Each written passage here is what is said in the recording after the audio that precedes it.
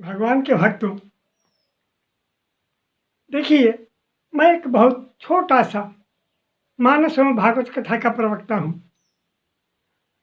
और आपसे कुछ कहना चाह रहा हूँ। मैं अनेकों भगवान संबंधी कथाएं कही, जैसे सुनिए तो गिद्ध तर गया, अजामिल तर गया, गंडका तर गई, सबों की कथा है। लेकिन कुछ कथाएं अभी गहरी गहरी कथाएं बाकी हैं जिनके बारे में कम लोग जानते हैं। आज मैं वैसे ही एक भगवान के भक्त की कथा आपको सुना रहा हूँ और यह उम्मीद नहीं, मुझे विश्वास है कि अगर आप भगत प्रेमी होंगे, भगवान के प्रेमी होंगे, उनके नाम का प्रेमी होंगे, तो आप ज़रूर मेरे चैनल को सब्सक्राइब और लाइक कर देंगे ताकि मेरा उत्साह बढ़ते रहे और मैं ऐसी ही ऐसी कथाएं लेकर आपके सामने प्रस्तुत होता रहूं। देखिए तो भक्त बहुत और अभी भी हैं, लेकिन एक भक्त है सदन कसाई, जो मांस बेचा करते थे। यह उनके बाप दादों का, पूर्वजों का व्यवसाय था, खानदानी व्यवसाय, और यही वो करते थे, सदन कसाई। लेकिन खूबी तो यह थी कि किसी जीव का वध नहीं करते थे, वो मांस खरीद के लाते थे और बेचते थे। उन्हें एक बात मालूम नहीं थी कि जिस बटखारा से वो बेच रहे हैं, जिस पत्थर से, वह पत्थर क्या है।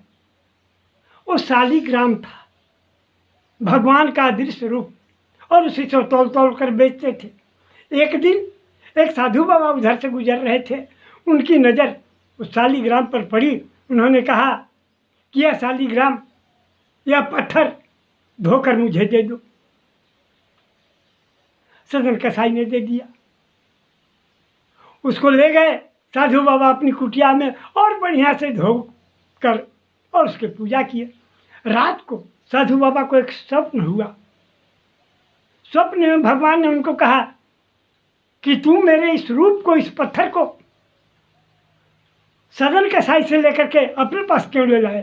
सदन कसाई मेरा बहुत बड़ा भक्त है, वह हर समय मेरा नाम जपता है, जाकर उसी को दे दो। हुआ भोर और चले साधु बाबा अपनी कुटिया से उस पत्थर को लेकर, उस शालिग्राम को लेकर, और ले जाकर सदन कसाई को दे दिया और सारी बात भी कह दी कि रात को ऐसा ऐसा स्वप्न हुआ। अब तो सदन कसाई का मन इस व्यापार, मांस बेचने के धंधा से बिल्कुल अलग होने लगा और उसे मांस बेचने के काम से ही नफरत हो गया। सदन कसाई ने सोचा कि मैं जरा जगन्नाथपुरी जाऊं और भगवान का दर्शन करूं, और निकल पड़ा जगन्नाथपुरी के लिए। रास्ते में भाई उस समय तो कोई ट्रेन, रेलगाड़ी, मोटर बस थी नहीं, पैदल ही चला, तो रास्ते में ही उसे अंधेरा हो गया। अभी वह जगन्नाथपुरी पहुंच भी नहीं सका था कि एक गांव में एक घर में जाकर उसने कहा कि मुझे रात भर ठहरने दीजिए, मैं सवेरे चला जाऊंगा। उस घर में पति और पत्नी दो ही रहते थे। सदन कसाई को वहाँ रहने की अनुमति मिल गई, जगह मिल गई, लेकिन उस घर में जो पत्नी थी उसका आचरण ठीक नहीं था, चरित्र ठीक नहीं था। उसने क्या किया कि अपने पति को दूसरी जगह रात को सुलाया और सदन कसाई को दूसरी जगह। जब रात हुई, उसका पति सो गया, तो वह आई सदन कसाई के पास और कही कि तुम कितने सुंदर हो, तुम्हारा शरीर कितना बलिष्ठ है, एक काम करो, तुम हमारे साथ यह गलत काम के बारे में कही, अब आप सोच सकते हैं कि ऐसा जरूर करो। सदन कसाई ने कहा, माता यह आप क्या कह रही हैं, मैं आपका बच्चा हूँ, ऐसा मत कहिए, मुझसे यह गलत काम नहीं होगा।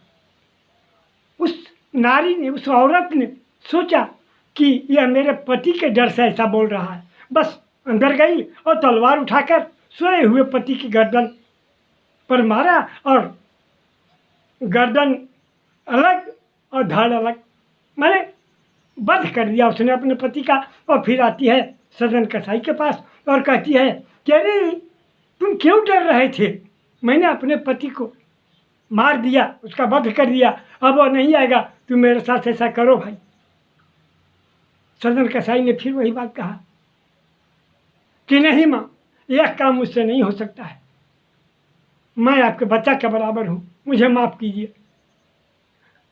वह दुष्चरित्र नारी बहुत कोशिश की, लेकिन सदन कसाई कभी भी राजी ऐसा काम करने के लिए नहीं हुआ। अब वो क्या करे? जब देख लिया कि तैयार नहीं होगा तो बाहर निकल के हल्ला करने लगी और रोने लगी कि दौड़ो दौड़ो, इसने तो मेरे पति को मार डाला, मार डाला। अब गाँव वाले दौड़े और उसके बाद उसने कह दिया कि वे घर में रात भर रहने के लिए रुका था, इसने मेरे पति की गर्दन काट दी, वध कर दिया और मुझसे बलात्कार करना चाहता था। लीजिए, गांव वाले उसकी बात पर भरोसा कर लिए और सदन कसाई को खूब मारा पीटा गया और वहाँ के प्रधान से उस रात में ही निर्णय कराया गया कि क्या किया जाए। तो सभी गांव वाले, गांव प्रधान मिलकर के निर्णय कर दिए कि इसके दोनों हाथ को काट दिया जाए। बेचारे का दोनों हाथ काट दिया गया। लीजिए, अब रात ही के वक्त क्या वहाँ ठहरेगा, वो चला जगन्नाथपुरी की ओर। भगवान ने पुजारी को स्वप्न दिया रात को ही कि मेरा भक्त आ रहा है सदन, उसके लिए पालकी लेकर के जाओ, भेजो पालकी, उसको पालकी पर बिठा के लाओ, उसके दोनों हाथ कट चुके हैं। पुजारी तुरंत पालकी और पालकी ढोने वाले को आदेश दिया, साथ में गया और सदन को पालकी पर बिठा के लाया गया भगवान के पास। ओ जगन्नाथपुरी, अब क्या हो? सदन ने भगवान की मूर्ति को झुककर दंडवत करके प्रणाम किया और वहाँ कीर्तन होने लगा, राम धुन का, कृष्ण धुन का। क्या करता है सदन? उसके मन में भी उत्साह हुआ, उत्साह हुआ। वो कीर्तन करने के लिए, ताली बजाने के लिए जैसे ही दोनों हाथ ऊपर उठाया, उसके दोनों हाथ मौजूद हो गए, तैयार हो गए। उसे बड़ा अचंभा हुआ कि मेरे तो दोनों हाथ काट दिए गए थे, ये कैसे पूर्ववत हो गए पहले के जैसा। सदन के मन में आशंका बनी रही। रात में इसका जवाब भगवान ने सदन को स्वप्न में दिया कि सुनो सदन, पूर्व जन्म में तुम काशी नगरी में एक सदाचारी ब्राह्मण थे। एक बार की बात है कि एक कसाई के घेरे से छूटकर एक गाय भागी जा रही थी। कसाई उसके पीछे पीछे उसको पकड़कर वध करने के लिए दौड़ा जा रहा था और गाय भाग रही थी, और तुमने क्या कर दिया कि अपने दोनों हाथों से उस गाय के गर्दन में दोनों हाथ लगाकर गाय को पकड़ लिया। कसाई गाय को ले गया और उसका वध कर दिया। तो देखो, जो पूर्व जन्म में तुमने किया, इस जन्म में वही सब होता है। पूर्वत किए हुए कर्म, निजकृत कर्म सब भोग हो भराता। लक्ष्मण जी ने केवट से कहा है, आज वही बात हो रही है। देखो तो भगवान ने समझाया कि वह कसाई जिसने उस गाय का वध किया वही उसका पति था, उसने भी उसका गर्दन तलवार से काटी। और वह गाय, वह नारी वही गाय थी। और तुमने जो अपनी बाहों का घेरा, हाथों का घेरा डालकर उसे पकड़वाया, इसलिए तुम्हारे दोनों हाथ काट दिए गए। कर्म का फल मिल गया, पूर्व जन्म के कर्मों का फल। जाओ, अब तुम बिल्कुल निष्पाप हो गए। देखिए तो, और सदन कसाई की इतनी तपस्या हुई, कहिए इतना हरि नाम उसने जपा, इतना भगवान का प्यारा हो गया कि भगवान स्वप्न में भी उसे पूर्व जन्म की बातें बतला दी।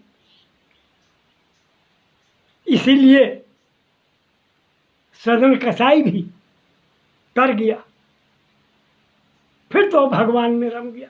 उसकी दोनों हाथें ज्यों के त्यों हो गई और बात को समझ लिया कि गलत काम अगर अनजाने में भी हो जाए तो उसका नतीजा बुरा ही होता है। उसने तो सोचा था कि साधारण आदमी की गाय है, भागी जा रही है, पकड़ लिया। लेकिन देखिए तो क्या हुआ, क्यों कसाई भी मारा गया इसका पति बनकर इस दुष्चरित नारी का है। और ये नारी, वो गाय जो थी, ये नारी बन करके बदला लिया, और जो पकड़ा था सदन, इसका दोनों हाथ ही काट दिया गया। तो प्रभु भक्तों, अब हम समझते हैं कि आप अच्छी तरह इस कथा को समझ गए होंगे कि सदन कसाई कौन था और क्यों ऐसा हुआ उसके साथ। बस जय श्री राम, जय श्री राम, राधे राधे, हरे।